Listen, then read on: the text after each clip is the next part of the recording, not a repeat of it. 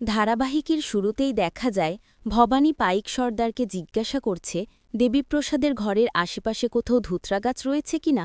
পাইক সর্দার জানায় সে ভালো করে দেখেছে সেখানে আশেপাশে কোথাও ধুতরা গাছ নেই। এরপর ভবানী তাকে সত্যকে খুঁজে বের করতে বলে যে দেবীপ্রসাদ এই পাতা কোথা থেকে পেয়েছে এবং সে এই সবের সাথে যুক্ত কিনা। সত্য চলে যাবার পর ভবানী মনে মনে বলে, প্রসাদ ঠাকুরপোকে আমি বিশ্বাস করতে পারছি না।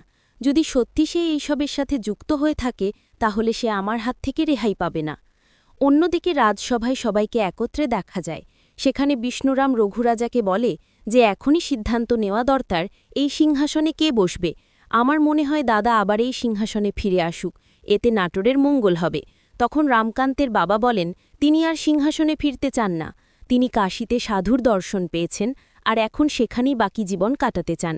তখন আড়াল থেকে পিসি ঠাকুমা বলেন, এভাবে বললে হবে না, একটা সিদ্ধান্ত নিতেই হবে কে সিংহাসনে বসবে। ঠিক তখনই ভবানী রাজসভায় প্রবেশ করে। পিসি ঠাকুমা তাকে দেখে উপহাস করে বলে, শোক কাটতে না কাটতেই চলে এসেছে সিংহাসনের খবর নিতে। এসব শুনে রঘুরাজা বলে, ভবানী মা নিজে না আসলেও আমি তাকে ডেকে পাঠাতাম। পিসিমা আপনি এসব কথা বলবেন না, আর আমার মনে হয় এই সিংহাসনে একমাত্র ভবানী বসতে পারে, তবেই নাটোরের মঙ্গল হবে। তখন দেবীপ্রসাদের মা এবং ঠাকুমা রেগে গিয়ে বলে, ভবানী তো বিধবা, সে অলক্ষ্মী, সেই যদি সিংহাসনে বসে তাহলে অনর্থ হয়ে যাবে। এসব কথা শুনে ভবানী নীরবে কাঁদতে থাকে। এরপর ইন্দু ভবানীর কাছে এসে বলে, রাজসিংহাসনের জন্য নাকি এখন ঝামেলা বেঁধেছে, তাই দেখতে চলে এলাম। তখন সত্য ভবানীর পাশে এসে দাঁড়িয়ে বলে, আপনি চিন্তা করবেন না, এই সিংহাসনে একমাত্র আপনার অধিকার আছে। আমার কান্তদাদা চেয়েছিল ভবানী এই সিংহাসনে বসুক। ইন্দু বলে, হ্যাঁ ঠাকুরপো, এটাই ছিল শেষ ইচ্ছে। তখন ভবানী বলে, যে মানুষটা বেঁচে নেয় সে আবার শেষ ইচ্ছে কিভাবে রাখতে পারে। ঠিক তখনই পিসি ঠাকুমা ইন্দুকে জিজ্ঞেস করে, মিনমিন করে কি বলছ। তখন ইন্দু স্পষ্ট গলায় বলে, ঠাকুরপোর শেষ ইচ্ছে ছিল ভবানী সিংহাসনে বসবে, তাই তো সে সব দায়িত্ব ভবানীর হাতে তুলে দিয়ে গিয়েছিল। এসব শুনে পিসি ঠাকুমা আবার ভবানীকে উপহাস করতে থাকে।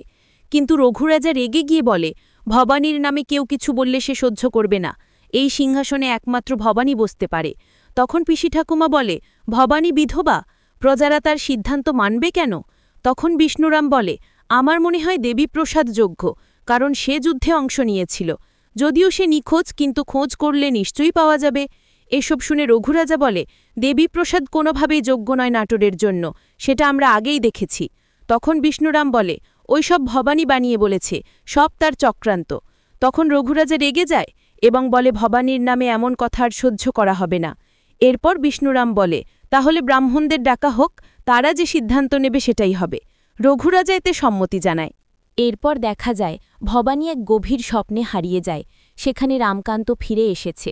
ভবানী তার কাছে গিয়ে কাঁদতে থাকে, বলে, আমি আপনাকে ছাড়া ভালো নেই, আপনি ফিরে এসেছেন।